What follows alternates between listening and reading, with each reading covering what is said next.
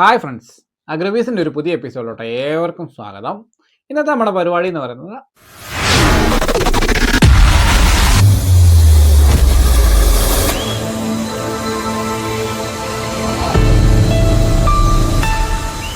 March മാസത്തിലെ ഏലകൃഷിയാണ്. അപ്പോൾ ഈ മാർച്ച് മാസത്തെ ഏലകൃഷികളിൽ ശ്രദ്ധിക്കേണ്ട കാര്യങ്ങളെ പറ്റിയാണ് നമ്മൾ നോക്കാൻ പോകുന്നത്. നമ്മളൊരു മാർച്ച് മാസത്തെ ഏലകൃഷി നോക്കുമ്പോൾ നമ്മളെ മെയിനായിട്ട് നമ്മൾ തരംതിരിക്കുകയാണ് ഫംഗിസൈഡ്, സക്കിംഗ് പെസ്റ്റുകൾക്കെതിരെയുള്ള ഒരു പ്രതിരോധം, അതേപോലെ വളപ്രയോഗം, പിന്നെ നമ്മുടെ മെയിനായിട്ട് വരുന്നത് നമ്മുടെ ജലസേചനം. ഇത്രയും കാര്യങ്ങളാണ് വരുന്നത്. അപ്പോൾ നമുക്ക് മഴയൊക്കെ കിട്ടിയവർക്ക് ജലസേചനമൊക്കെ കുറച്ചും കൂടെ കഴിഞ്ഞിട്ട് തുടങ്ങിയാൽ മതിയായിരിക്കും. മഴ കിട്ടാത്ത മേഖലകൾ ഒത്തിരി ഉണ്ട്, അവിടെയൊക്കെ ജലസേചനം നടത്തേണ്ട അത്യാവശ്യതയുണ്ട്. അപ്പം നമുക്ക് മെയിനായിട്ട് മാർച്ച് മാസത്തിൽ വരുന്ന ഓരോ പ്രശ്നങ്ങളെ പറ്റി നോക്കാം. നമുക്ക് മാർച്ചായി നമ്മുടെ ചൂട് കൂടിക്കൊടുക്കുന്നു. ഈ വരുന്ന ദിവസങ്ങളിലൊക്കെ ചൂട് ഭയങ്കരമായിട്ട് കൂടുന്നതാണ് നമുക്ക് കാലാവസ്ഥ റിപ്പോർട്ട് വരുന്നത്. 36 ഡിഗ്രി വരെ വരാൻ സാധ്യതയുണ്ടെന്നാണ് പറയുന്നത്. അപ്പോൾ അതുകൊണ്ട് നമുക്ക് പെസ്റ്റുകളിലെ, അതായത് തണ്ടുവരപ്പൻ പുഴുക്കളായാലും ട്രിപ്സ് ആയാലും മറ്റ് സക്കിംഗ് പെസ്റ്റുകളിലെല്ലാം മൾട്ടിപ്ലിക്കേഷൻ ഭയങ്കര സ്പീഡിലായിരിക്കും. അപ്പോൾ നമുക്ക് നമ്മുടെ തോട്ടത്തിൽ നമുക്ക് നോക്കി കഴിഞ്ഞാൽ പെട്ടെന്ന് തണ്ടുവരപ്പൻ പുഴുക്കളെ കാണാൻ, ട്രിപ്സിനെ കാണാൻ, സ്കെയിൽസിനെ കാണാൻ പറ്റും. അതേപോലെ വലകെട്ടി കാണാൻ പറ്റും. ഈ 4 പേരുടെ ആക്രമണം ഈ സമയത്ത് നല്ലപോലെ ഉണ്ടാകാൻ സാധ്യതയുണ്ടാകും. അപ്പോൾ ഇത് നമുക്ക് കറക്റ്റായിട്ട് പറയുകയാണെങ്കിൽ തണ്ടുവരപ്പനെ നമ്മൾ നോക്കുകയാണെങ്കിൽ തണ്ടുവരപ്പൻ പുഴുക്കളെ കൺട്രോൾ ചെയ്യാനായിട്ട് നല്ല മരുന്നുകൾ നമ്മൾ കൊടുക്കും. അതിനായിട്ട് നമുക്ക് ഈ റൗണ്ട് നമുക്ക് റെക്കമെൻഡ് ചെയ്യാൻ പറ്റുന്ന മരുന്ന് എന്ന് പറഞ്ഞാൽ ഒന്ന് അഡാമഡ ട്രാസിഡ് എന്ന് പറഞ്ഞ മരുന്ന്. കുറച്ച് കോസ്റ്റ്ലി ആണെങ്കിൽ അത്യാവശ്യം നല്ല റിസൾട്ട് ഉണ്ട്. തണ്ടുവരപ്പന്, ചൊറി, അതേപോലെ സ്കെയിൽസിനെല്ലാം നല്ല കൺട്രോൾ കിട്ടുന്നതാണ്. നമ്മുടെ അഡാമഡ ട്രാസിഡിനകത്ത് വരുന്ന കെമിക്കൽ ഏതാണെന്ന് ചോദിച്ചാൽ സ്പൈനട്ടോറ, നമ്മൾ ഡെലിഗേറ്റിൽ വരുന്ന സ്പൈനട്ടോറ, അതേപോലെ തന്നെ നമ്മുടെ ഡൈഫെൻത്രോണും കൂടെ ചേർന്ന ഒരു കോമ്പിനേഷനാണ്. അപ്പം അങ്ങനെ വരുമ്പോഴത്തേക്കും നമുക്ക് തണ്ടുവരപ്പന, ചൊറി, എലപ്പേന, മൈറ്റ്സ് അങ്ങനെയുള്ള എല്ലാത്തിനും നല്ലൊരു കൺട്രോൾ കിട്ടും. പക്ഷേ ഏകദേശം ബാരൽ കോസ്റ്റ് ഒരു 600 to 650 രൂപയൊക്കെ ബാരൽ കോസ്റ്റ് വരുന്നൊരു കോമ്പിനേഷനാണ്. കുറച്ച് കോസ്റ്റ്ലി ആണെങ്കിലും ഈ സമയത്ത് നല്ലൊരു റിസൾട്ട് കിട്ടുന്നതാണ്. നമ്മുടെ സാധനങ്ങളൊക്കെ നശിച്ചു പോകാതെ നമുക്ക് നമ്മളെ സംരക്ഷിക്കാൻ കഴിയുന്ന നല്ലൊരു കോമ്പിനേഷനാണ്. അതേപോലെ നമുക്ക് അടുത്ത് കൊടുക്കാൻ കഴിയുന്ന ഒരു കോമ്പിനേഷൻ ഏതാണെന്ന് നോക്കിക്കഴിഞ്ഞ് കഴിഞ്ഞാൽ ബെയറിൻ്റെ വയോഗ എന്ന് പറഞ്ഞ ടെട്രാനീലിപ്പോൾ എന്ന് പറഞ്ഞ കെമിക്കൽ. അപ്പോൾ നമുക്ക് ടെട്രാനീലിപ്പോൾ അത്യാവശ്യം നല്ല റിസൾട്ട് കിട്ടുന്ന കോമ്പിനേഷനാണ്. അപ്പോൾ ടെട്രാനീലിപ്പോളിൻ്റെ ഒരു പ്രശ്നം എന്താണെന്ന് ചോദിച്ചു കഴിഞ്ഞാൽ അത് ശരിക്കും സക്കിംഗ് പെസ്റ്റിന് ഒട്ടും കൺട്രോൾ ഇല്ല. നമുക്ക് ബോററിന് മാത്രമാണ് കൺട്രോൾ. ഒരു 80 മില്ലി വെച്ച് നമുക്ക് 200 ലിറ്റർ കൊടുക്കുകയാണെങ്കിൽ ബോററിന് നല്ലൊരു കൺട്രോളാണ്. അതിലൂടെ മീഡാടെ പൗഡർ ഫോമോ അല്ലെങ്കിൽ കാട്ടാഫോ അല്ലെങ്കിൽ ഡൈഫെൻത്രോണോ അങ്ങനെ എന്തെങ്കിലും ഒരു സക്കിംഗ് പെസ്റ്റുള്ള മരുന്നോടെ കൂട്ടി കൊടുക്കണമെങ്കിൽ നല്ലൊരു കോമ്പിനേഷനാണ്. ഇത് കൂടാതെ നമുക്ക് കൊടുക്കാൻ കഴിയുന്ന സ്വാളിൻ്റെ ടെവിലിസ് എന്ന് പറഞ്ഞൊരു മരുന്നുണ്ട്. നമ്മൾ ക്ലോറൻട്രാനിലിപ്പോളും ന്യൂവാൾഡ്രോണും കൂടെ വരുന്നൊരു കോമ്പിനേഷനാണ്. അത്യാവശ്യം നമ്മളൊന്ന് പരിചയപ്പെടുത്തി വെക്കണം. അത് ഈ സമയത്ത് കൊടുക്കാൻ കഴിയുന്ന നല്ലൊരു മരുന്നാണ്. അതിനെയും കൂടി ഈ പറഞ്ഞ പോലെ ഏതെങ്കിലും ഒരു സക്കിംഗ് പെസ്റ്റിനുള്ള മരുന്നുകൾ, ഇപ്പോൾ ക്യുനാൽഫോസ് ആണെങ്കിൽ പോലും നല്ല റിസൾട്ട് നമുക്ക് കാണിക്കുന്നുണ്ട്. ഇപ്പോൾ ക്യുനാൽഫോസോ കാറ്റാഫോ ഡൈഫെൻത്രോണോ ഇമിഡാക്ലോപ്രൈഡോ തൈമത്താക്സോ പ്രൈഡോ അങ്ങനെ എന്തെങ്കിലും അതിൻ്റെ കറക്റ്റായ ഡോസിൽ, ഇപ്പോൾ നമ്മൾ മിഡായുടെ പൗഡർ ഫോം കൊടുക്കുകയാണെങ്കിൽ 30 ഗ്രാം കൊടുക്കാം, ലിക്വിഡ് ഫോം കൊടുക്കുകയാണെങ്കിൽ ഒരു 70 മില്ലി കൊടുക്കാം, കാറ്റാഫ് കൊടുക്കുകയാണെങ്കിൽ ഒരു 300 ഗ്രാം കൊടുക്കാം, ക്യുനാൽ കൊടുക്കുകയാണെങ്കിൽ ഒരു 300 ഗ്രാം കൊടുക്കാം. നമ്മുടെ ഡൈഫെൻത്രോൺ ആണെങ്കിൽ 150 to 200 മില്ലി വരെ കൊടുക്കാം. നമ്മുടെ അസറ്റാമിപ്രൈഡ് ആണെങ്കിൽ 100 ഗ്രാം വരെ കൊടുക്കാം. ആ ഒരു ഡോസിൽ നമ്മൾ കൊടുത്ത് മാനേജ് ചെയ്യാം. അപ്പോൾ നമുക്ക് സക്കിംഗ് പെസ്റ്റിൻ്റെ ഒരു ആക്രമണം കുറവായിട്ട് വരും. അപ്പം തണ്ടുവരപ്പന് മരുന്നടിക്കുമ്പോൾ ശ്രദ്ധിക്കേണ്ട കാര്യങ്ങൾ ഇതൊക്കെയാണ്, ഈ ഒരു കോമ്പിനേഷൻ. പിന്നെ നമുക്കൊരു കോമ്പിനേഷൻ കൂടെ വേണമെങ്കിൽ നമുക്ക് പറയാം. പ്രജൻഡ് എന്ന് പറഞ്ഞാൽ കോറമെൻ്റലിലെ പുതിയൊരു മരുന്ന് വന്നിരിക്കുന്നതാണ് പ്രജൻഡ്. സൈക്ലോനീരിപ്പോൾ എന്ന് പറഞ്ഞൊരു കെമിക്കലാണ്. അത്യാവശ്യം നല്ല കൺട്രോളാണ് തണ്ടുവരപ്പന്. ഒരിക്കലും ചൊറിക്ക് കൺട്രോൾ കിട്ടില്ല. ഈ പറഞ്ഞ വയോഗയ്ക്കാണെങ്കിലും നമ്മുടെ ടെവിലിസിനാണേലും പ്രജൻറ്റിനാണേലും തണ്ടുവരപ്പന് മാത്രമേ കൺട്രോൾ ഉള്ളൂ. സക്കിംഗ് പെസ്റ്റിന് ഒരു തുള്ളി കൺട്രോൾ ഇല്ല. അതുകൊണ്ട് ഈ കാറ്റഗറി മരുന്നടിക്കുമ്പോൾ നമുക്ക് സക്കിംഗ് പെസ്റ്റിന് എന്തെങ്കിലും നല്ല കോമ്പിനേഷൻ ചേർത്ത് അടിക്കാവുള്ളൂ. അത് നമ്മൾ പ്രത്യേകം ശ്രദ്ധിക്കാം. അപ്പോൾ ഈ മരുന്നിൻ്റെയൊക്കെ ഡോസ് നമ്മൾ സ്ക്രീനിൽ കൊടുത്തേക്കാം. അപ്പം ഈ കാര്യങ്ങളൊക്കെയാണ് മെയിനായിട്ട് നമ്മുടെ തണ്ടുവരപ്പൻ മരുന്നുകളുടെ കാര്യത്തിൽ നോക്കാൻ പോകുന്നത്. പിന്നെ നമുക്കിപ്പം പൊതുവെ ഈ വർഷം ഈ മഴയൊക്കെ കിട്ടുന്നത് സ്കെയിൽസിൻ്റെ ആക്രമണം കുറവാണ്. എന്നാലും പല തോട്ടങ്ങളിലും സ്കെയിൽസ് കണ്ടുവരുന്നുണ്ട്. ഭയങ്കര സിവിയറായിട്ട് കാണുന്ന തോട്ടങ്ങളിൽ നമുക്ക് ഉപയോഗിക്കാൻ കഴിയുന്ന ബെയറിൻ്റെ മുവിൻഡോ എനർജി എന്ന് പറയുന്ന മരുന്നുണ്ട്. മുവിൻഡോ എനർജി നമുക്ക് പലർക്കും അറിയാവുന്നതായിരിക്കും. ആ മുവിൻഡോ നമുക്കൊരു 200 മില്ലി വെച്ചിട്ട് നമ്മളൊരു സ്പ്രേ കൊടുക്കുകയാണെങ്കിൽ നമുക്ക് സ്കെയിൽസിന് ഭയങ്കര കൺട്രോളാണ്. അത് എല്ലാ തരത്തിലുള്ള സക്കിംഗ് പെസ്റ്റിന് നല്ല കൺട്രോൾ കിട്ടും. നമ്മൾ ഉപയോഗിക്കുന്ന ഒരു തണ്ടുവരപ്പൻ മരുന്നിൻ്റെ കൂടെ കൊടുക്കുകയാണെങ്കിൽ കുറച്ച് കോസ്റ്റ്ലിയാണ്, നല്ലൊരു റിസൾട്ടാണ്. അതേപോലെ തന്നെ ടാക്ഫ്ലൈ എന്ന് പറയുന്നൊരു കോമ്പിനേഷൻ. നമുക്ക് ടാക്ഫ്ലൈ, ട്രോപ്പിക്കൽ ആഗ്രോയുടെ ടാക്ഫ്ലൈ ഉണ്ട്, ബെസ്റ്റ് ആഗ്രോയുടെ സുപ്താത്തിയോൺ എന്ന് പറഞ്ഞ പേരിൽ വരുന്ന സെയിം കോമ്പിനേഷനാണ്. ഇതൊക്കെ ഏതെങ്കിലും നമ്മൾ ഒരു 150 മില്ലി വെച്ചിട്ട് ഒരു തണ്ടുവരപ്പൻ മരുന്നിൻ്റെ കൂടെ അടിച്ചു കൊടുക്കുകയാണെങ്കിൽ സ്കെയിൽസിന് ഭയങ്കര കൺട്രോളാണ്. പിന്നെ ഒരു ആവറേജ് സെറ്റപ്പിൽ ഊരിനൊക്കെ ഉള്ള, അവിടെ ഇവിടേക്ക് ഊരിനൊക്കെ ഉള്ളെങ്കിൽ നമുക്ക് വേണമെങ്കിൽ നമ്മുടെ ഡൈഫെൻത്രോൺ ഒരു 200 ഗ്രാം, അതേപോലെ നമ്മുടെ ക്രിസ്റ്റലിൻ്റെ ജീവോറ എന്ന് പറഞ്ഞ മരുന്ന് അതൊരു 75 ഗ്രാം, അങ്ങനെയൊക്കെ അടിച്ചു കൊടുത്തു കഴിഞ്ഞാൽ നമുക്ക് അത്യാവശ്യം ഒരു പരിധി വരെയുള്ള ഡിനിറ്റോഫ്യൂറാൻ എന്ന് പറയുന്നൊരു കെമിക്കലുണ്ട്. നമുക്ക് ഡോമിനൻ്റ് എന്നൊക്കെ പറഞ്ഞാൽ ഇതിലെ മാർക്കറ്റിൽ വരുന്ന ഡിനിറ്റോഫ്യൂറാൻ ഒരു 50 to 100 ഗ്രാം അടിച്ചു കൊടുത്താലും നമുക്ക് അത്യാവശ്യം ഊരിന് നല്ല കൺട്രോൾ ഉണ്ട്. അങ്ങനെയുള്ള സാധനങ്ങളൊക്കെ കൊടുക്കുക. പിന്നെ നമ്മൾ ഊരിന് മരുന്നടിക്കുമ്പോൾ നമ്മൾ ശ്രദ്ധിക്കേണ്ട കാര്യം, നമ്മൾ ഊരിനെ പൊതുവെ കാണുമ്പോൾ അതിൻ്റെ പുറത്തൊരു വൈറ്റ് പൗഡർ പോലൊരു സാധനം കാണാൻ പറ്റും, വെള്ള കളറിലൊരു പൗഡർ പോലെ. ശരിക്കും അതൊരു പ്രോട്ടീൻ്റെ കവചമാണ്. അവർക്ക് ആ നമ്മുടെ മരുന്നുകളിൽ നിന്നല്ല മറ്റ് ജീവികളുടെ ആക്രമണങ്ങളിൽ നിന്ന് രക്ഷപ്പെടാനായിട്ടുള്ള ഒരു ഒരു കവചമാണ്. നമ്മൾ അടിക്കുന്ന മരുന്ന് ഈ പ്രോട്ടീനെ തട്ടി അതിൽ തട്ടുമ്പോൾ എന്താ വെച്ചാൽ ചേമ്പലയുടെ പുറത്ത് വീഴുന്ന പോലെയാണ്, അത് ഒഴുകി മാറത്തുള്ളൂ, ഉള്ളിലോട്ട് കടന്നു ചെല്ലത്തില്ല. അപ്പം അതുകൊണ്ടാണ് ഈ ഊരൻ എത്ര മരുന്നടിച്ചിട്ട് നമ്മുടെ തോട്ടത്തിൽ നിന്ന് മാറി നിൽക്കാത്തത്. നമ്മൾ ഇതിനെ ഓവർകം ചെയ്യാനായിട്ട് ഈസി ആയിട്ടുള്ള ഒരു മാർഗ്ഗം എന്താണെന്ന് വെച്ചാൽ വേപ്പിൻ്റെ എക്സ്ട്രാക്ട്, നീം എക്സ്ട്രാക്ട് കിട്ടും. നമുക്ക് നീം ഓയിലിൻ്റെ എക്സ്ട്രാക്ട് എടുത്തിട്ട് ഈ ഊരന് കൊടുക്കുന്ന മരുന്നിൻ്റെ കൂടെ കൊടുക്കുവാണെങ്കിൽ നമുക്ക് നല്ല കൺട്രോളാണ്. ഈ പ്രോട്ടീനെ ബ്രേക്ക് ചെയ്ത് മരുന്നിനുള്ളിൽ കയറി ചെന്ന് പെട്ടെന്ന് ഈ ഊരനെ കൺട്രോൾ ചെയ്യാൻ പറ്റും. ആ ഒരു കാര്യം നമ്മൾ ശ്രദ്ധിക്കുക. നമ്മൾ നീം ഓയിൽ കൂട്ടി ഒന്ന് മരുന്നടിക്കുക. നീം ഓയിലല്ല, നീമിൻ്റെ എക്സ്ട്രാക്ട്, നമുക്ക് അസാഡിറാക്ട് എന്ന് പറഞ്ഞ കണ്ടന്റ് കൂട്ടി നമ്മൾ മരുന്നടിക്കുകയാണെങ്കിൽ നമുക്ക് ഊരിന് നല്ലൊരു കൺട്രോൾ കിട്ടും. അതുപോലെ മൈറ്റ്സിനും നല്ല കൺട്രോൾ കിട്ടും ഈ നീമിൻ്റെ എക്സ്ട്രാക്ട് കൂട്ടി അടിച്ച് ചെയ്യുമ്പോഴത്തേക്കും. അതേപോലെ നമ്മുടെ തണ്ടുവരുപ്പം മരുന്നിൻ്റെ എഫിഷ്യൻസി കൂട്ടി തരികയും ചെയ്യും. പിന്നെ എന്താ വെച്ച് കഴിഞ്ഞാൽ പൊതുവെ നീം ഓയിലിന് ചൂട് കൂടുതലായതുകൊണ്ട് നല്ല രീതിയിൽ കായ് സെറ്റിങ്സിലൊക്കെ നിൽക്കുന്ന ചെടിയാണെങ്കിൽ ചെറിയൊരു അറസ്റ്റിലോട്ട് പോകാൻ സാധ്യതയുണ്ട്. ആ കാര്യങ്ങൾ നമ്മൾ ശ്രദ്ധിക്കേണ്ടതാണ്. അപ്പോൾ ഈ ഒരു കാര്യങ്ങളൊക്കെ നമുക്ക് നീമിൻ്റെ എക്സ്ട്രാക്ട് ഒരു 200 മില്ലി വെച്ച് കൊടുക്കുകയാണെങ്കിൽ അത്യാവശ്യം നമുക്ക് ഊരനെ നമുക്ക് കൺട്രോൾ ചെയ്യാൻ പറ്റും. നമ്മൾ കൊടുക്കുന്ന ഊരൻ്റെ മരുന്നുകളിൽ കൂടിയാണ് ഈ നീം ഓയിൽ കൊടുക്കാനുള്ളത്. ഈ നീം ഓയിൽ തന്നെ കൊടുത്താൽ നമുക്ക് വലിയ കൺട്രോളൊന്നും കിട്ടില്ല. അപ്പോൾ അത്രയും കാര്യങ്ങൾ നമ്മൾ ഓർമ്മയിൽ വെക്കുക. ഇതുകൂടാതെ നമ്മൾ പറയാൻ വിട്ടുപോയ കാര്യമാണ് ഈ കവാത്തിൻ്റെ ഒരു പ്രശ്നം. അപ്പം ഒരുമാതിരിപ്പെട്ട തോട്ടത്തിൻ്റെ എല്ലാ അവസ്ഥ ഇതാണ്. അപ്പം ഇങ്ങനെ നല്ലപോലെ കവാത്ത് കെട്ടി അടഞ്ഞു. ഈ കവാത്ത് കിടക്കുമ്പോഴൊരു പ്രശ്നം എന്താണെന്ന് ചോദിച്ചു കഴിഞ്ഞാൽ നമ്മൾ വലിയ ശരങ്ങളുടെ മണ്ടയിൽ പ്രോപ്പറായിട്ട് മരുന്നടി എത്തിയില്ലെങ്കിൽ ഇതേപോലെ, ഇത് ബാക്ടീരിയ പ്രശ്നമല്ല, ശരിക്കും ട്രിപ്സിൻ്റെ ആക്രമണം തന്നെയാണ്. നമ്മളിങ്ങനെ നോക്കിക്കഴിഞ്ഞതുണ്ടോ ഇവിടെയൊക്കെ അത് കാർന്നിട്ട് ജസ്റ്റ് ഒരു ബെൻഡ് പോലെ ആയിട്ടുണ്ട്. അപ്പം ഒന്ന് കവാത്തെടുത്ത് അത്യാവശ്യം ഒത്തിരി അങ്ങ് മുകളിലോട്ട് കയറി കവാത്തെടുക്കണമെന്നല്ല, ഈ ശരം നിൽക്കുന്ന റേഞ്ചിലെങ്കിലും. അപ്പോൾ ഇത് ഈ ഇല ഇങ്ങനെ മറിഞ്ഞ് കിടക്കുമ്പോൾ നമ്മൾ മരുന്നടിക്കുമ്പോൾ കറക്റ്റായിട്ട് ആ ശരത്തിൽ പെടണമെന്നില്ല. അങ്ങോട്ടെല്ലാം നോക്കിയാലും നമുക്ക് ആ ഒരു പ്രതിഭാസം കാണാൻ. ഇപ്പം ഈ ഒരു ശരം നോക്കിക്കഴിഞ്ഞാൽ ഇത് അത്യാവശ്യം നല്ല ഹൈറ്റുള്ള ശരമാണ്. കവാത്തിന് ഇടയ്ക്ക് കിടക്കുന്നുണ്ട്. ഇവിടെ ഒന്നും കുഴപ്പമില്ല. അതിൻ്റെ മുകൾ വശത്തോട്ട് വന്നു കഴിഞ്ഞപ്പം അതേ പ്രശ്നം, ഇതേപോലെ ട്രിപ്സ് കയറിയിട്ട് നമ്മൾ ഒന്ന് നല്ലപോലെ മരുന്ന് കുളിപ്പിച്ചടിച്ച് കഴിഞ്ഞപ്പോൾ ഒരു ട്രിപ്സൊക്കെ കൺട്രോൾ ആയതിൻ്റെ അരുമ്പൊക്കെ തെളിഞ്ഞ് വരുന്നുണ്ട്. അപ്പം നമുക്ക് നോക്കിക്കഴിഞ്ഞാൽ അറിയാം ചെടിയുടെ ഇത്രയും പൊക്കത്തിലാണ്, ഒരു 10 അടി ഹൈറ്റുള്ള ശരങ്ങളാണ്. എന്നാൽ താഴെയുള്ള ശരങ്ങൾ നോക്കുവാണെങ്കിൽ ആ പ്രശ്നങ്ങളൊന്നുമില്ല. നമുക്ക് ഇതിലൊക്കെ മരുന്നിൽ കറക്റ്റായിട്ട് എത്തുന്നുണ്ട്, അതുകൊണ്ട് വലിയ പ്രശ്നങ്ങളൊന്നുമില്ല. അപ്പോൾ ഈ കവാത്തെടുക്കാത്തവർ ഒന്ന് അറ്റ്ലീസ്റ്റ് ചെടിക്ക് ഉള്ളിലോട്ട് മരുന്ന് കയറി ചെല്ലാവുന്ന രീതിയിലെങ്കിലും ഒന്ന് കവാത്തെടുത്ത് വിടുന്ന നല്ലതായിരിക്കും. എന്ന് വെച്ചാൽ നമുക്കറിയാം ലേബർ ഷോർട്ടേജിൻ്റെ ഒരു പ്രശ്നം.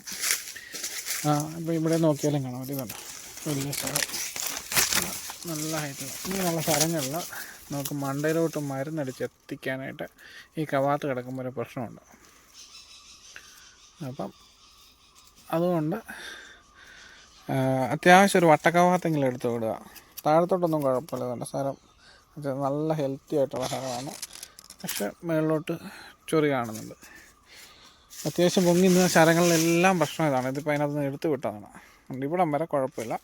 പിന്നെ അകത്തിങ്ങനെ നിൽക്കുമ്പം നമുക്ക് മരുന്നടിച്ച് കഴിയുമ്പോൾ കയറാതെ വരും. ആ ഒരു പ്രശ്നമുണ്ട്. പിന്നെ വരുന്നൊരു പ്രശ്നമാണ് നമുക്ക് ഫംഗൽ ഡിസീസ്. നമ്മൾ ഫംഗൽ ഡിസീസ് നമുക്ക് 2 രീതിയിൽ കണ്ടുവരുന്നു.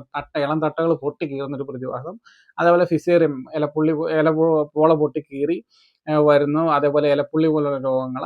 പിന്നെ പുതിയതായിട്ട് കണ്ടുവരുന്ന ഒരു പ്രശ്നമാണ് പാനിക്കൽ ബ്ലൈറ്റ് എന്ന് പറഞ്ഞാൽ ശരത്തിൻ്റെ അഗ്രഭാഗം കൊണ്ട് ശരം കരിഞ്ഞു പോവുക. പിന്നെ നമ്മുടെ ശരത്തിൻ്റെ അറ്റത്ത് പിങ്ക് കുത്തുകൾ വരുന്നത്, പിങ്ക് കളറിൽ വര വരുന്നത്, ഒരു പ്രശ്നം നമ്മൾ കൂടുതലായിട്ട് കണ്ടുവരുന്നത്. അങ്ങനെയുള്ള സമയത്ത് നമുക്ക് ശരിക്കും പറഞ്ഞു കഴിഞ്ഞാൽ നമ്മുടെ തട്ട പൊട്ടി കീറുക, ഫിസിയോതെറാപ്പിനൊക്കെ കൊടുക്കാൻ കഴിയുന്ന നല്ലൊരു കോമ്പിനേഷൻ നമ്മൾ ഉപയോഗിച്ച് നോക്കണം. നല്ല റിസൾട്ട് കിട്ടിയൊരു കോമ്പിനേഷനാണ്. നമ്മൾ ഉപയോഗിച്ചിട്ട് കാലിക്കുപ്പിയാണ്. ഇത് നമ്മുടെ കോറമൻഡലിലെ കെവിക്കോ എന്ന് പറഞ്ഞൊരു ഫംഗിസൈഡാണ്. ഇതിനകത്ത് വരുന്ന പുതിയൊരു കെമിക്കലാണ് സൈപ്രോകോണസോൾ 12%, പിന്നെ ടെബുക്കോണസോൾ 12%. നമുക്കിന്ന് മാർക്കറ്റിൽ അവൈലബിൾ ആകുന്നതിൽ ഷീറ്റ് ബ്ലൈറ്റ് അല്ലെങ്കിൽ തട്ട പൊട്ടിക്കുന്ന നമ്മൾ പോമ എന്നൊക്കെ പറയുന്ന രോഗത്തിന് ലേബൽ ക്ലെയിം എടുത്തിട്ടുള്ള ഒരേ ഒരു ഫംഗിസൈഡാണ് ഈ കെവിക്കോ എന്ന് പറയുന്നത്. അപ്പോൾ കെവിക്കോ തട്ട പൊട്ടിക്കീറുന്നതിനും ഫിസിയോതെറാപ്പിനൊക്കെ അത്യാവശ്യം നല്ല റിസൾട്ടാണ്. അതേപോലെ തട്ട പൊട്ടിക്കീറുന്ന രോഗത്തിന് ലേബൽ ക്ലെയിം എടുത്തിട്ടുള്ള ഒരു നല്ല പ്രോഡക്റ്റ് കൂടിയാണ്.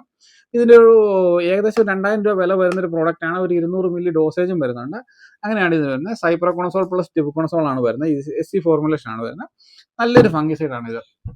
അപ്പോൾ അത് കൊടുക്കാം. പിന്നെ നമ്മുടെ ശരത്തിൻ്റെ അറ്റത്ത് പുള്ളി വരുന്ന സംഭവം, ആ പുള്ളിക്ക് ഏറ്റവും നല്ലൊരു ഇതെന്ന് വെച്ചാൽ നല്ല കാർബൺ ഡൈ ഓക്സൈഡ്, നമുക്ക് ക്രിസ്റ്റലിലേക്ക് ബാവസ്റ്റിൻ പോലുള്ള ഒരു കാർബൺ ഡൈ ഓക്സൈഡ് 200 ലിറ്ററിന് ഒരു 400 ഗ്രാം പ്ലസ് ഒരു ആൻറ്റിബയോട്ടിക് കൂട്ടി സ്പ്രേ ചെയ്യുവാണെങ്കിൽ നല്ല രീതിയിൽ ശരത്തിലെ പുള്ളികളൊക്കെ മാറുന്ന കാണാം. ഒരു സ്പ്രെഡർ ചേർത്ത് നല്ല രീതിയിൽ നല്ല ശരം കുളിപ്പിച്ച് തന്നെ അടിച്ചു കൊടുക്കുക. അപ്പോൾ ആ ഒരു പ്രശ്നം മാറുന്നതാണ്. അപ്പോൾ നമുക്ക് ഈ ഒരു മാസങ്ങളിൽ കൊടുക്കാൻ കഴിയുന്ന നല്ലൊരു ഫംഗിസൈഡുകൾ 2 നമ്മൾ പറഞ്ഞു. ഇത് കൂടാതെ നമുക്ക് ശരത്തിനെ പുള്ളിക്ക് കൊടുക്കാൻ കഴിയുന്ന വേറൊരു ഫംഗിസൈഡിൻ്റെ കോമ്പിനേഷനാണ് കോർട്ടിവയുടെ ഗലീലിയോവേ എന്ന് പറഞ്ഞൊരു ഫംഗിസൈഡ് ഉണ്ട്.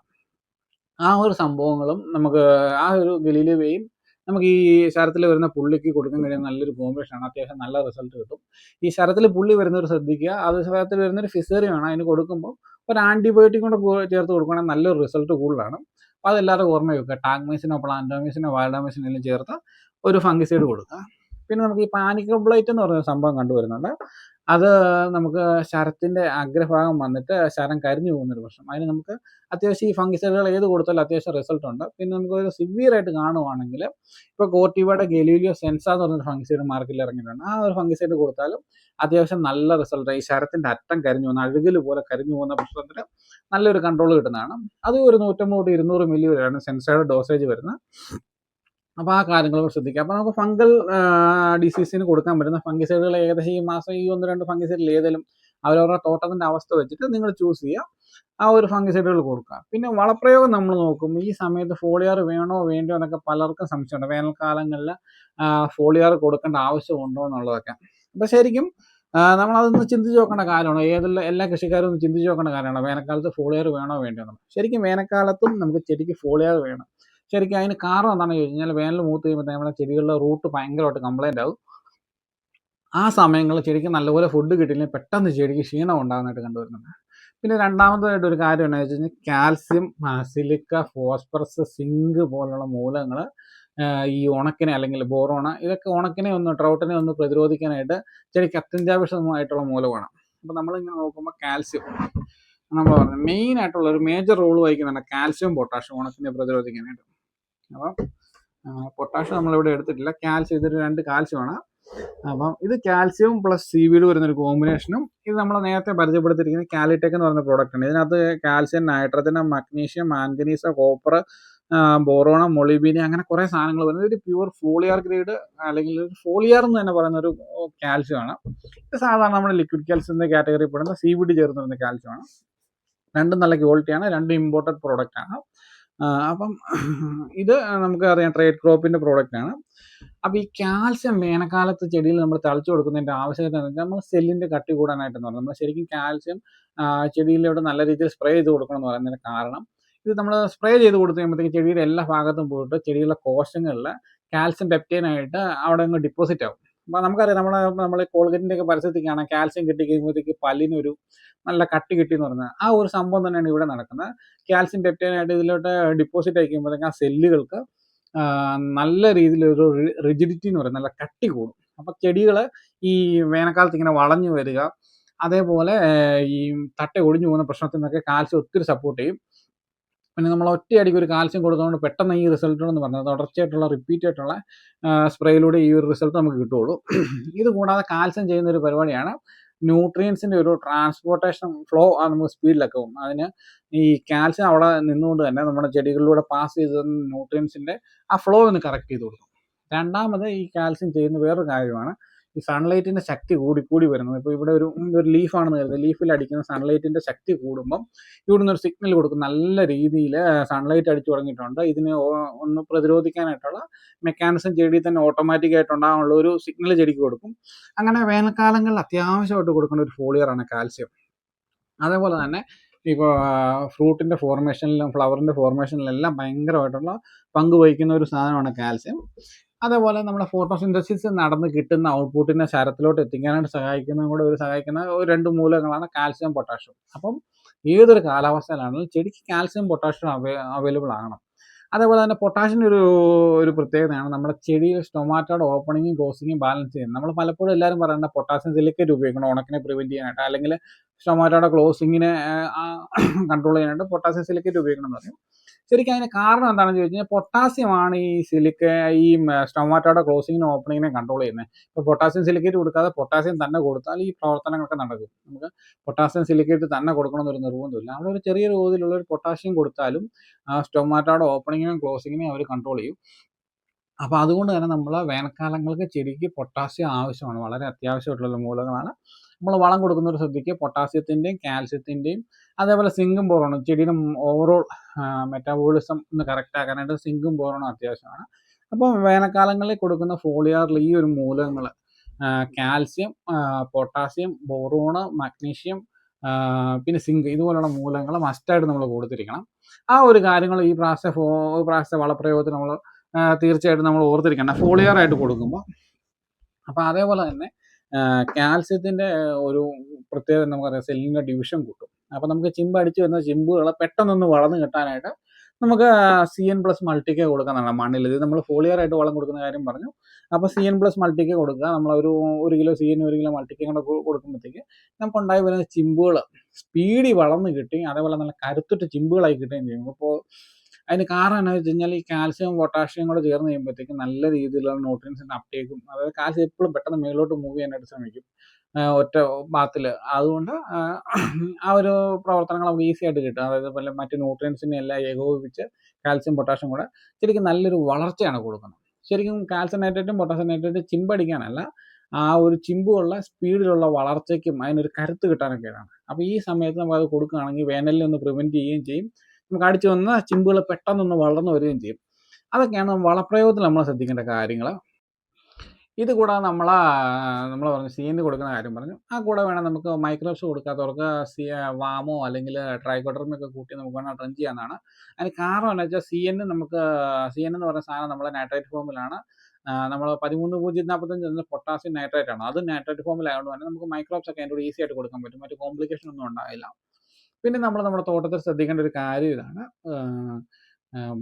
വേരുപുഴുവിൻ്റെ ആക്രമണം. ഇപ്പം നമുക്ക് വേരുപുഴുവിൻ്റെ ആക്രമണം കണ്ടുവരുന്നുണ്ട്. അത് നമ്മൾ ചെക്ക് ചെയ്ത് നോക്കുക. വേരുപുഴുവിൻ്റെ ആക്രമണം ഉണ്ടെങ്കിൽ അതിന് പ്രോപ്പറായിട്ടുള്ള മരുന്നുകൾ, ക്ലോറിവൈറിഫോസ് പോലുള്ള മരുന്നുകൾ ഒന്ന് ഡ്രൻ ചെയ്ത് അവരെ കൂടെ കൺട്രോൾ ചെയ്ത് നിൽക്കുക. എന്ന് വെച്ചാൽ സീസണിലോട്ട് വരുമ്പോഴത്തേക്ക് നമ്മുടെ ചെടിയുടെ വേരെല്ലാം നശിച്ചു പോയി കഴിഞ്ഞാൽ നമ്മുടെ ശരത്തിനെ അത് ഒത്തിരിയധികം ബാധിക്കും, ശരമൊക്കെ മുരഞ്ഞേ വരുള്ളൂ. അപ്പോൾ അതുകൊണ്ട് ആ കാര്യങ്ങളോട് ശ്രദ്ധിക്കുക.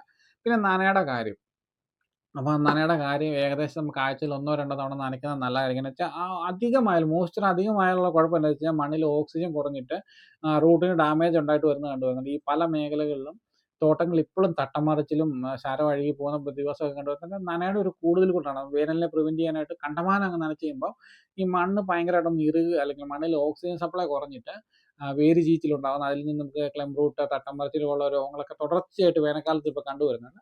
അതെല്ലാവരും ഒന്ന് ശ്രദ്ധിക്കുക. നമുക്കൊരു നമ്മുടെ ആവശ്യത്തിന് മണ്ണിൽ ഇപ്പം നമുക്ക് മോയ്സ്ചർ മീറ്റർ നമുക്ക് മേടിക്കാൻ കിട്ടും. ഞാൻ മോയ്സ്ചർ മീറ്റർ വീഡിയോയിൽ തന്നെ ഒരു ഫോട്ടോ കാണിച്ചേക്കാം. അത് വെച്ച് വേണം നമുക്ക് ചെക്ക് ചെയ്ത് നോക്കിയിട്ട് അതിൽ നമുക്ക് കൃത്യം അറിയാൻ പറ്റും. ആവശ്യത്തിന് ഈർപ്പം ഉണ്ടെങ്കിൽ ഗ്രീൻ കളർ, ഒരു മീഡിയം കണ്ടീഷനാണ് യെല്ലോ, തീരെ കുറവാണെങ്കിൽ റെഡൊക്കെ കാണിക്കും. അങ്ങനെ ഒരു ഇതുണ്ട്. മോയ്സ്ചറിൻ്റെ അളവ് കൂടിയാലും അത് നമുക്ക് അറിയാൻ പറ്റും. അപ്പോൾ അങ്ങനെയുള്ള കാര്യങ്ങൾ നമ്മളൊന്ന് നോക്കിയിട്ട് നന കൊടുക്കുക. കണ്ടമാനം ഒന്നും നനയ്ക്കേണ്ട കാര്യമില്ല. കണ്ടമാനം നനയ്ക്കുമ്പോൾ പറ്റുന്നത് വെച്ചാൽ നമ്മുടെ വേര് ഭയങ്കരമായിട്ട് കംപ്ലൈൻ്റ് ആകുന്നതായിട്ട് കണ്ടുവരുന്നുണ്ട്. അപ്പം മഴ കഴിക്കുമ്പോഴത്തേക്ക് ഒരു അഴുകലിനുള്ള സാധ്യത നമ്മുടെ മുന്നിൽ കാണുന്നുണ്ട്. അതുകൂടെ മുന്നിൽ കണ്ട് നമ്മൾ കാര്യങ്ങൾ ചെയ്യുക. അപ്പോൾ ഇന്നത്തെ വീഡിയോയിൽ ഇത്രയൊക്കെയാണ് പറയാനുള്ളത്. മാർച്ച് മാസത്തിലെ കുറേ കാര്യങ്ങൾ പറഞ്ഞ പോലെ എനിക്ക് തോന്നുന്നുണ്ട്. ഇതെല്ലാം ഒന്നും എല്ലാ തോട്ടത്തിലും ആവശ്യമില്ല. ഇപ്പം നമുക്കൊരു തോട്ടത്തിൽ ഒരു മരുന്ന്, ഒരു കാൽസ്യം ആവശ്യമാണെങ്കിൽ അത് മാത്രം കൊടുക്കുക. ഇനി അതല്ല കാൽസ്യം കൊടുത്താണ് ഒരു NPK കൊടുക്കാമെന്ന് വിചാരിക്കുന്നവർക്ക് നല്ലൊരു NPK. ശരിക്കും പറഞ്ഞു കഴിഞ്ഞാൽ ഈ NPKയുടെ കാര്യം പറയാൻ വിട്ടുപോയി. ഇതിപ്പോൾ നമുക്ക് നമ്മുടെ ബെൽജിയം ലിമ എന്ന് പറയുന്ന കമ്പനി, ബെൽജിയത്തിൽ നിന്ന് വരുന്നതാണ്. ഗ്രോ ഗ്രീൻ എന്ന് പറഞ്ഞ ഇതിൻ്റെ 1-2 പ്രോഡക്റ്റുകൾ നമ്മൾ പരിചയപ്പെടുത്തിയിരുന്നു. അതിൻ്റെ ഒരു 2 മൈക്രോണിൽ വരുന്ന ഒരു NPK ആണ്. നമുക്ക് അത്യാവശ്യം വേനൽക്കാലങ്ങളിലൊക്കെ കൊടുക്കാവുന്ന ഒരു ഇതാണ്. ഇത് PKS എന്ന് പറയും. മെയിനായിട്ട് ഇതിനകത്ത് വരുന്നത് ഫോസ്ഫറസും പൊട്ടാസ്യവുമാണ് കൂടുതലായിട്ട് വരുന്നത്. കാൽസ്യം, നൈട്രജൻ ഒരു 6% ഉണ്ട്. അതിൻ്റെ കൂടെ സൾഫർ ഒരു 14% വരുന്നുണ്ട്. ട്രേസ് എലമെൻറ്റും പിന്നെ കംപ്രസ്ഡ് ആയിട്ടുള്ള ബയോസ്റ്റിമുലൻറ്റുകളൊക്കെ വരുന്ന ഒരു പ്രോഡക്റ്റാണ്. ഇത് ശരിക്കും പറഞ്ഞു കഴിഞ്ഞാൽ ഇതൊരു എന്താ പറയുക, നമുക്ക് കുലുക്ക് നോക്കിയാൽ മതി, നമുക്ക് അറിയാൻ പറ്റും. ഇത് ഒരു ഗ്രാനുവൽ ഫോമോ പൗഡർ ഫോമോ എന്നല്ല, ഒരു ജെല്ല് പോലെ ഇരിക്കുന്ന ഒരു NPK ആണ്. അതിനായിട്ട് അതിൻ്റെ എയർ പോകാനായിട്ടൊക്കെ സിസ്റ്റമൊക്കെ ഇത് കൊടുത്തിട്ടുണ്ട്. ഇത് പൊട്ടിച്ചിട്ടില്ല. വേണമെങ്കിൽ ഇതിൻ്റെ ഫ്രൂട്ട് എന്ന് പറഞ്ഞൊരു വേരിയൻ്റ് ഉണ്ടായിരുന്നു. ഫ്രൂട്ട് നമ്മൾ സ്പ്രേ ചെയ്തിരുന്നു. ഇത് ഞാൻ വേണമെങ്കിൽ ജസ്റ്റ് അതിൻ്റെ ഒരു ഓപ്പൺ ചെയ്ത് കാണിക്കാം. നമ്മൾ ഓൾറെഡി അതിൻ്റെ ഫ്രൂട്ട്, അതേപോലെ ഓൾ 20+ കാൽസ്യം വരുന്നൊരു കോമ്പിനേഷൻ, ഇതൊക്കെ നമ്മൾ ഉപയോഗിച്ചിരുന്നു. ഏകദേശം നമ്മൾ നോക്കി കഴിയുമ്പോഴത്തേക്ക് ഈ ഒരു രീതിയിലാണ് ഇരിക്കുന്നത്. ഇതൊരു 250 ഗ്രാം കൊടുത്തു കഴിഞ്ഞാൽ ചെടിക്ക് സഫീഷ്യൻ്റ് ആയിട്ടുള്ള NPK, മൈക്രോ ന്യൂട്രിയൻസ്, അതേപോലെ ഇതിന് വേണ്ട ബയോസ്റ്റിമുലൻറ്റുകളെല്ലാം ഉള്ളൊരു കോമ്പിനേഷൻ. കുറച്ച് കോസ്റ്റ്ലിയാണ്, 1500 രൂപ റേഞ്ചിൽ 1 കിലോ വില വരുന്നതാണ്. 4 ബാരന് 1500 രൂപ വില വരുന്ന ഒരു പ്രൊഡക്റ്റാണ്. പക്ഷെ ഭയങ്കര എഫക്റ്റീവായിട്ട് കണ്ടു കഴിഞ്ഞാൽ ഒരു ചെറിയ എന്താ പറയുക, നമ്മുടെ പണ്ട് പശുവിനൊക്കെ കാൽസ്യം കിട്ടുന്ന പാത്രം പോലെ ഉണ്ട്. അങ്ങനെ ഒരു സെറ്റപ്പൊക്കെ ആണെങ്കിലും സംഭവം പുലിയാണ്. അതാണ് ഇതിനെക്കുറിച്ച് പറയാനുള്ളത്. അത്യാവശ്യം വേനൽക്കാലങ്ങളിലും കൊടുക്കാൻ കഴിയുന്ന ഒരു NPKയുടെ ഒരു കോമ്പിനേഷനാണ്. വളരെ ലൈറ്റായിട്ട് ചെടിക്ക് അന്ന് നല്ല രീതിയിൽ അബ്സോർപ്ഷൻ കിട്ടുന്ന ഒരു കോമ്പിനേഷനാണ്. അതാണ് ഈ PKSനെ കുറിച്ച് പറയാനുള്ളത്. ഇതിൻ്റെ തന്നെ ഫ്രൂട്ടും അതേപോലെ തന്നെ വേറെ ഒന്ന് കാൽസ്യം ആഡ് ചെയ്തിട്ടുണ്ട്. 20+ കാൽസ്യം വരുന്ന പറയുന്നുണ്ട്. അതിൻ്റെ കൂടെ ഫോട്ടോ ഞാൻ ഇട്ടേക്കാം. എല്ലാം നല്ല എഫക്റ്റീവായിട്ടുള്ള കോമ്പിനേഷനാണ്. അത് വളരെ റെയറായിട്ട് കണ്ടുവരുന്നൊരു രീതിയും കൂടിയുണ്ട്. ഈ ലിക്വിഡും അല്ല പൗഡറും അല്ലാത്ത രീതിയിൽ വരുന്ന ഒരു NPK. അപ്പോൾ വീഡിയോ നമ്മളിവിടെ ഇതുകൊണ്ട് വൈൻഡപ്പ് ചെയ്യുകയാണ്. അപ്പോൾ നമ്മുടെ വീഡിയോയെക്കുറിച്ചുള്ള അഭിപ്രായങ്ങളും കാര്യങ്ങളൊക്കെ തീർച്ചയായും നിങ്ങൾ കമൻറ്റ് ബോക്സിൽ കമൻറ്റ് ചെയ്യുക. നമുക്ക് എന്തെങ്കിലും ഇതിനെക്കുറിച്ച് ഡൗട്ടോ കാര്യങ്ങളൊക്കെ ഉണ്ടെങ്കിൽ കമൻറ്റ് ചെയ്യുക. നമ്മളെക്കൊണ്ട് അറിയാവുന്ന രീതിയിലുള്ള മറുപടികൾ നമ്മൾ പറയും. ഇത്രയൊക്കെ പറഞ്ഞുകൊണ്ട് വീഡിയോ വൈൻഡപ്പ് ചെയ്യുന്നു. അടുത്ത വീഡിയോ കാണുന്നവർ എല്ലാവർക്കും നന്ദി.